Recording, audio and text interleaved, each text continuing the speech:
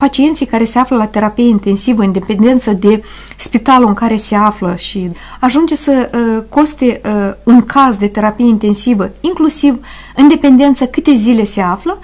în acea terapie intensivă, să coste de la 20.000 de lei, uneori până la 150.000 de lei, un singur pacient. Și noi cheltuim acești bani în van, deoarece cineva are tupeu și încăpățânarea să nu dorească să se vaccineze, fiindcă oricum face boală.